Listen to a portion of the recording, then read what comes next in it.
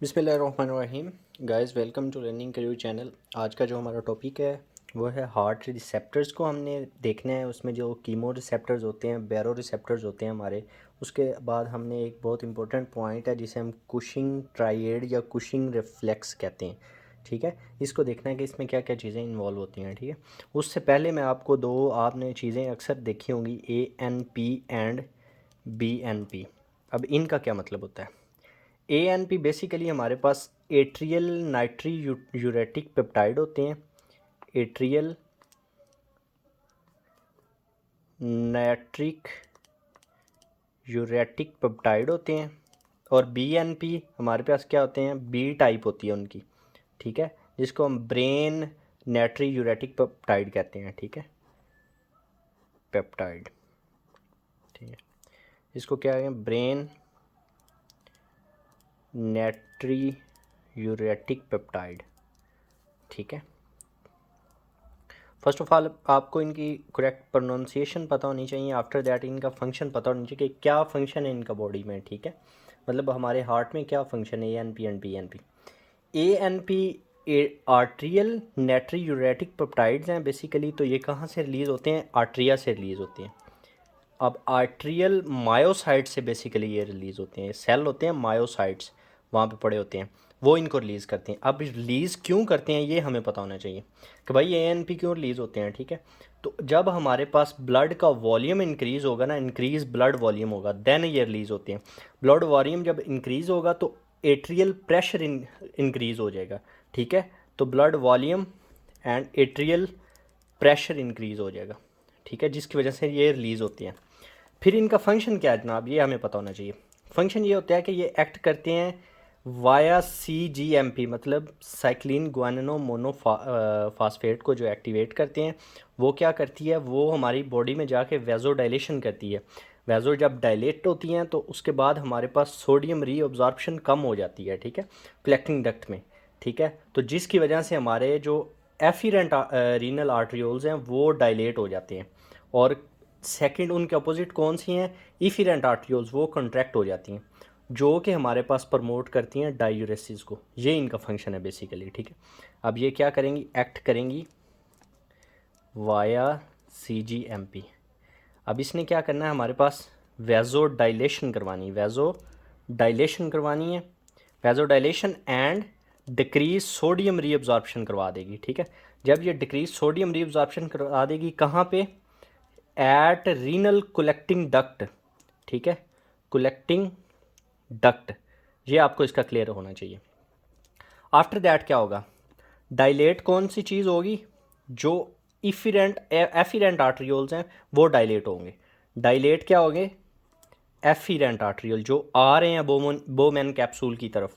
ठीक है, वो डायलेट हो जाएंगे। और कंस्ट्रिक्ट कौन सी चीज़ होगी? कंस्ट्रिक्ट होगी इफिरेंट आर्ट्रियोल। ठीक है, तो ये आपको क्लियर होना चाहिए। इफिरेंट आर्ट्रियल कंस्ट्रिक्ट होंगी तो ये क्या करेंगी? ये प्रमोट करेंगी डाईयूरेसिस को। ठीक है, और साथ में इसमें कंट्रीब्यूट हो जाएगा एल्डोस्टेरोन एस्केप मैकेनिज्म। ठीक है, तो वो चीज़ें सारी एक्टिव हो जाएंगी। लेकिन बेसिकली इनका फंक्शन क्या, आप लोगों को ये पता होना चाहिए। ANP बेसिकली हमारी बॉडी में आर्ट्रियल मायोसाइट से बनते हैं। अब ये क्यों बनते हैं? हमारी बॉडी में जब भी ब्लड वॉल्यूम इंक्रीज़ होता है, प्रेशर इंक्रीज़ होता है, तो ANP एट्रियल प्रेशर इंक्रीज़ होता है तो ANP रिलीज़ होते हैं। उसके बाद एक्ट करते हैं कैसे? इनका फंक्शन कैसे परफॉर्म करते हैं? CGMP के वाया ये एक्ट करते हैं, और एक्ट करते ही क्या कराते हैं? वेजो डायलेशन कराते हैं। एक वेजो डायलेशन करवाते हैं, उसके बाद क्या करते हैं? डिक्रीज सोडियम रीअब्जॉर्प्शन करते हैं। अब डिक्रीज सोडियम रीअब्जॉर्प्शन कहाँ पे करते हैं? रीनल कलेक्टिंग डक्ट पे। अब वो चीज़ क्या करेगी? हमारी जो बोमेन की तरफ आ रही हैं आर्टरीज, उन्हें एफरेंट आर्ट्रियोल्स कहते हैं, उनकी डायलिटेशन करवा देगी। और इफरेंट जो जा रही है उनकी कंस्ट्रिक्शन करवा देगी, जिसकी वजह से हमारे डायूरेसिस प्रमोट हो जाएगी। ठीक है, तो ये चीज़ आपको क्लियर होनी चाहिए। सेकंड नंबर पे हमने BNP का कहा था, ब्रेन नेट्री यूरेटिक पेप्टाइड। ये कहाँ से रिलीज़ होते हैं? ये हमारे पास वेंट्रिकुलर मायोसाइट से रिलीज़ होते हैं। ठीक है, ये वेंट्रिकुलर मायोसाइट से रिलीज़ होते हैं। अब क्वेश्चन ये है कि ये क्यों रिलीज़ होते हैं? ये हमने पढ़ा कि हमारे जो एट्रिया उसका प्रेशर इंक्रीज़ होता है क्योंकि हमारे ब्लड वॉल्यूम इंक्रीज़ हो रहा होता है, तो उसकी वजह से रिलीज़ होती है। ये हमारे पास जब इंक्रीज टेंशन होगी, ठीक है, टेंशन, तो ये रिलीज़ होती हैं। ठीक है, अब सेम इनका एज इट इज़ फंक्शन है लाइक ए एन पी, ठीक है। तो ये आपने फंक्शन इनका सेम याद रखना है। अब बी एन पी हमारे पास मोस्ट इंपॉर्टेंट पॉइंट यहाँ पे बी एन पी डायग्नोस जिसके लिए यूज़ होता है हार्ट फेलियर की, ठीक है। तो ये आपको पता होना चाहिए, ये चीज़ क्लियर होगी। देन हमने पढ़ना हार्ट रिसेप्टर्स। हार्ट रिसेप्टर्स दो किस्म के होते हैं हमारे पास, chemoreceptors and baroreceptors. First of all हम देखते हैं कि रिसेप्टर्स कहाँ पे होते हैं हार्ट के, ठीक है। रिसेप्टर्स अयोटिक रिसेप्टर्स होते हैं हमारे पास बेसिकली। अच्छा, पहले आपको ना नर्वस सिस्टम में एक फंक्शन पता होना चाहिए कि कौन सा न्यूक्लियस है और कहाँ पे नर्वस सिस्टम में है जो हमारे पास बीपी की रेगुलेशन या बीपी के रिस्पॉन्ड को चेंज करता है। तो वो आपको पता होना चाहिए। सोलिटरी न्यूक्लियस का नेम है, ये कहाँ पे होता है, ये मेडुला में होता है, मेडुला ऑब्लंगेटा में, ठीक है। तो ये पॉइंट आपको क्लियर होना चाहिए। ये जो न्यूक्लियस है ना, ये पड़ा होता है, ये वैगस नर्व के थ्रू सिग्नल रिसीव करता है और हमारे अल्ट्रेशन करता है, चेंज करता है बीपी में, ठीक है। तो रिसेप्टर्स कहाँ पे पड़े होते हैं, एओर्टिक आर्च में रिसेप्टर पड़े होते हैं, एओर्टिक आर्च में पड़े होते हैं। सेकंड हमारे पास कैरोटिड साइनसेस में पड़े होते हैं, कैरोटिड साइनस में, ठीक है। अब क्या होता है, एओर्टिक आर्च के जो रिसेप्टर है ना, वो वाया वेगस नर्व हार्ट से सिग्नल को रिसीव करके सोलिटरी न्यूक्लियस मेडुला ऑब्लंगेटा को देंगे और वो हमारी बीपी के चेंज को रिस्पॉन्ड करेगा, ठीक है। जो ब्रेन का फंक्शन है, जो उसने सेंसरी सिग्नल देना होता है, ठीक है। सेकंड नंबर पे करोटिड साइनस कहाँ पे होता है, ये बेसिकली डायलेटेड रीजन होता है। कहाँ पे होता है, बाइफर्केशन ऑफ करोटिड आर्टरीज जहाँ पे हो रही होती है ना, उसके सुपीरियर साइड पे होता है, करोटिड साइनसेस उसे बोलते हैं, ठीक है। ये अब किसके थ्रू, ये तो जनाब वेगस नर्व के थ्रू जो है ना सिग्नल देंगे। ये किस नर्व के थ्रू देंगे, ये हमारे पास देंगे ग्लोसोफेरेंजियल नर्व के थ्रू सिग्नल, ग्लोसोफेरेंजियल नर्व के थ्रू सिग्नल देंगे, ठीक है।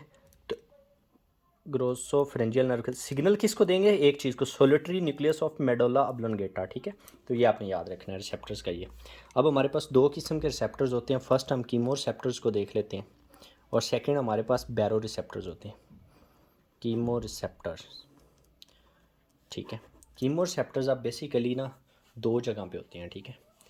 एक होते हैं हमारे सेंट्रल सिस्टम में, दूसरा पेरिफेरल में होते हैं, ठीक है। सेंटर में भी होते हैं और पेरिफेरल में भी होते हैं। अब सेंटर में कैसे रिस्पॉन्ड करते हैं और पेरिफेरल में कैसे रिस्पॉन्ड करते हैं, ये हमें पता होना चाहिए। फर्स्ट हम देख लेते हैं पेरिफेरल का रिस्पॉन्स। पेरिफेरल जो हमारे कीमो रिसेप्टर्स होते हैं, ठीक है। पेरिफेरल में कहाँ पे होते हैं, कैरोटिड और aortic bodies, carotid and aortic bodies, ठीक है, यहाँ पे पड़े होते हैं, ठीक है। अब ये स्टिमुलेट कैसे होते हैं, स्टिमुलेट होते हैं कि हमारे ब्लड में जो है कार्बन डाइऑक्साइड का पार्शियल प्रेशर ज़्यादा हो गया। क्यों स्टिमुलेट होते हैं, वाई ये स्टिमुलेट क्यों होते हैं, ये लेक्चर सुनने के साथ आपको समझ आएगी। Partial pressure of carbon dioxide increase हुआ है, या हमारी पीएच डिक्रीज़ हुई है ब्लड की, ठीक है, या हमारी partial pressure of oxygen decrease हुआ है जो कि लेस देन 60 mmHg हो, तो ये रिस्पॉन्ड करते हैं कीमो रिसेप्टर्स, ठीक है। और रिसेप्टर्स का क्या फंक्शन है वो आपको बेहतर पता है कि वेगस नर्व के थ्रू या था ग्लोसोफेरेंजियल नर्व के थ्रू इन्होंने सोलिटरी न्यूक्लियस मेडुला ऑब्लंगेटा को रिस्पॉन्ड करना है, जिसमें ब्रेन ने अपना फंक्शन सिग्नल देना है कि कौन सा पाथवे एक्टिवेट हो जो बीपी को मैनेज करे या अपनी चीज़ों को दोबारा पोजीशन में लाए, ठीक है। तो ये चीज़ पता नहीं, बेसिकली हम यहाँ पर रिसेप्टर्स के बारे में पढ़ रहे हैं। तो कीमो रिसेप्टर्स हमारे पास पेरीफेरी में होते हैं। पेरीफेरी कहाँ पे होती है, कैरोटिड या आयोटिक बॉडीज़ पे।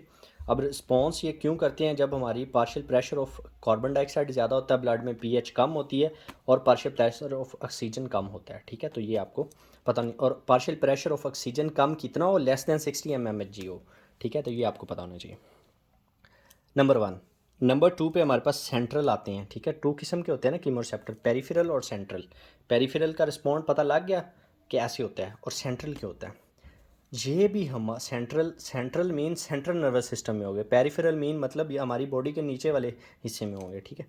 ये जब भी हमारी बॉडी में कोई पीएच या partial pressure of carbon dioxide का चेंज होता है, वो इंटरस्टिशियल फ्लूइड के थ्रू जो है ना हमारी बॉडी को जब रिस्पॉन्स उसका मिलता है, तो वो इन्फ्लुएंस करती है कि आर्टियल कार्बन डाइऑक्साइड, जो कार्बन डाइऑक्साइड पड़ी है उसको as a H positive ion हो के तौर पे यूज़ करें, क्योंकि एच पॉजिटिव आइन हमारे ब्लड ब्लड ब्रेन बैरियर को क्रॉस नहीं कर सकते, ठीक है। तो ये आपको पता होना चाहिए, ठीक है। और उसके बाद हमारे पास सेंट्रल जो कीमोरेसेप्टर्स होते हैं लेस रिस्पॉन्सिव होते हैं, मतलब रिस्पॉन्स लेस देते हैं जब हमारी बॉडी में partial pressure of carbon dioxide increase होता है, क्योंकि इनकी डिपेंडेंस होती है पेरिफेरल कीमोरेसेप्टर्स पे। आई समझ के नहीं? अब इसको मैं आपको समझाता हूँ ये कैसे है। फर्स्ट ऑफ ऑल, हमारी बॉडी में कोई भी चेंज आया, partial pressure of carbon dioxide blood में ज़्यादा हुआ या पीएच कम हुई या पार्शियल प्रेशर ऑफ ऑक्सीजन कम हुआ, तो हमारे पेरिफेरल कीमोरेसेप्टर एक्टिव होंगे। सेंट्रल के बारे में आपने बस इतना याद रखना है कि ये डिपेंड होते हैं ऑन पेरिफेरल कीमोरेसेप्टर, ठीक है। पेरिफेरल कीमोरेसेप्टर्स, ठीक है, मोस्टली इनकी डिपेंडेंस होती है, ठीक है। अब सेंट्रल कीमोरेसेप्टर बिकम लेस रिस्पॉन्सिव, क्यों ये लेस रिस्पॉन्सिव होते हैं? क्योंकि अक्सर डिजीज़ ऐसी हैं लाइक सीओपीडी, उसमें हमारे पास पार्शियल प्रेशर और कार्बन डाइऑक्साइड ज़्यादा होता है, ठीक है। तो उसकी वजह से भी ये लेस रिस्पॉन्ड करते हैं। उसमें कोई वो मतलब मसला नहीं होता, उसमें हमारे लंग्स का इशू आ रहा होता है, उसमें कोई हार्ट का मसला नहीं होता जिसमें उन्होंने अपने बीपी को चेंज करना हो, ठीक है। तो इसलिए आपने इसको सिर्फ ये याद रखना कि ये डिपेंड करते हैं पेरिफेरल रिसेप्टर्स पे, ठीक है। तो वो डिटेक्ट करते हैं कि पेरिफेरल रिसेप्टर डिटेक्ट करते हैं कि पार्शियल प्रेशर ऑफ ऑक्सीजन कम है बॉडी में, तो उसने ड्राइव करनी होती है रेस्पिरेशन को। सो ये आपको कीमोरेसेप्टर के बारे में पता होना चाहिए। सेकंड नंबर हमारे पास आते हैं बैरो रिसेप्टर्स। बैरो रिसेप्टर्स, अब बैरो रिसेप्टर्स कब एक्टिवेट होते हैं? बैरो रिसेप्टर बेसिकली जो है ना, जब हमारी बॉडी में हाइपोटेंशन होती है, हाइपर नहीं, हाइपोटेंशन होती है, तो क्या होता है? डिक्रीज़ होता है एट्रियल प्रेशर, डिक्रीज़ होता है हाइपोटेंशन हो तो डिक्रीज़ क्या हो जाती है? स्ट्रेच डिक्रीज़ हो जाती है जो उसकी होती है, ठीक है। उसके बाद अगर स्ट्रेच डिक्रीज़ होगी तो हमारी बॉडी में डिक्रीज़ हो जाएगी एफरेंट बैरो रिसेप्टर फायरिंग, यानी कि जिसने ब्लड लेके आना है कैप्सूल की तरफ, वहाँ जहाँ से फिल्ट्रेशन होती है, उसकी एफरेंट बैरो रिसेप्टर फायरिंग डिक्रीज़ हो जाएगी। तो डिक्रीज़ एफरेंट बैरो रिसेप्टर फायरिंग, ठीक है। तो जब ये डिक्रीज़ हो जाएगी तो क्या होगा? तो हमारे पास ज़ाहिर बात है, अगर ये फॉर एग्जांपल मैं आप लोगों को यहाँ पे, ये बोमैन कैप्सूल है, एफिरेंट आ रही है इधर और इफरेंट जा रही है, अगर ये डिक्रीज़ हो तो ये ज़ाहिर बात है इंक्रीज़ होगी, तो क्या होगा? इंक्रीज़ इफिरेंट फायरिंग, ठीक है। सिंपैथेटिक फायरिंग इंक्रीज़ हो जाए, जिसकी वजह से हमारा डिक्रीज़ हो जाएगा पैरासिम्पैथेटिक स्टिमुलेशन और वैज़ो कंस्ट्रिक्शन हो जाएगी। और ये किसको लीड करेगी? वैज़ो कंस्ट्रिक्शन को। और वैज़ो कंस्ट्रिक्शन का आपको पता है क्या करती है? वो हमारी बॉडी में हार्ट रेट को इंक्रीज़ कर देगी, कॉन्ट्रैक्टिलिटी को इंक्रीज़ कर देगी, ठीक है। क्या करेगी हमारी बॉडी में?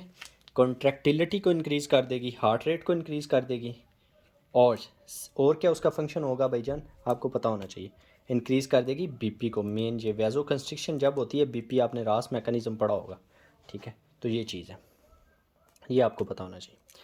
अब ये बैरो रिसेप्टर का काम होता है कि भाई बैरो रिसेप्टर कैसे रिस्पॉन्ड करते हैं और बीपी कैसे इंक्रीज़ होता है, ठीक है। अगर हम एक पेशेंट को कैरोटिड मसाज दें, कैरोटिड मसाज दें, कैरोटिड मसाज से क्या होता है? बीपी कैसे, हार्ट रेट लो होती है। कैरोटिड मसाज से ऐसे होता है कि जब कैरोटिड मसाज देते हैं तो पेशेंट का इंक्रीज़ हो जाता है प्रेशर कैरोटिड साइनस पे, ठीक है। कैरोटिड साइनस पे एक पेशेंट को कैरोटिड मसाज दिया हमने, कैरोटिड साइनस पे उसका प्रेशर इंक्रीज़ हो गया, उसने क्या कर दी? इंक्रीज़ कर दिया एफिरेंट। ये जो फायरिंग यहाँ पे डिक्रीज़ हो रही थी ना, ये वाली फायरिंग, ये इसने इंक्रीज़ कर देनी, एफिरेंट आर्ट्रियोल्स फायरिंग इंक्रीज़ कर देगी। और जब ये इंक्रीज़ कर देगी, उसके बाद क्या होगा? उसके बाद हमारे पास एवी नोड का रिफ्रैक्टिव पीरियड शुरू हो जाएगा, जो कि हमारे पास हार्ट रेट को कम करता है, ठीक है, मैनेज करता है। तो इंक्रीज़ एवी नोड, जब हमारे पास हार्ट रेट ज़्यादा थी, हमने क्या किया? हमने उसको कैरोटिड मसाज दिया। कैरोटिड मसाज ने क्या किया? इंक्रीज़ कर दिया प्रेशर कैरोटिड साइनस पे, और देन क्या किया? इंक्रीज़ कर दिया एफिरेंट, जो हमारे पास आर्टरीज आ रही थी जो ब्लड्स लेके, जिसने हमारे पास मैकेनिज़्म बीपी का हैंडल करना है, हार्ट रेट को मैनेज करना है, उसको कर दिया। उसकी वजह से एवी नोड क्या हुआ? एवी नोड के रिफ्रैक्टिव पीरियड इंक्रीज़ हो गया, ठीक है, जिसकी वजह से हमारे पास हार्ट रेट डिक्रीज़ हो जाएगी, ठीक है। तो ये बहुत इंपॉर्टेंट पॉइंट है, बैरो रिसेप्टर के बारे में ऐसे वर्क करते हैं। देन छोटा सा एक ट्राइएड है जिसको हम, ये पढ़ा हुआ है कुशिंग रिफ्लेक्स या कुशिंग ट्राइएड। इसमें क्या तीन चीज़ें आती है आपने याद रखनी है। एक तो हमारे पास हाइपरटेंशन आती है, दूसरा हमारे पास ब्रेडिकार्डिया आता है, ठीक है, और तीसरा हमारे पास इर्रेगुलर रेस्पिरेशन आती है। ये 3 चीज़ें आपने इसमें याद रखनी है। कौन से में? कुशिंग रिफ्लेक्स या कुशिंग ट्रायड में। गाइस ये लेक्चर बहुत इंपॉर्टेंट है, छोटी छोटी चीज़ें हैं लेकिन बहुत इंपॉर्टेंट है, आप सबको पता होनी चाहिए। Thank you so much for guys watching my video. अच्छी लगे लाइक करें, कमेंट करें, सब्सक्राइब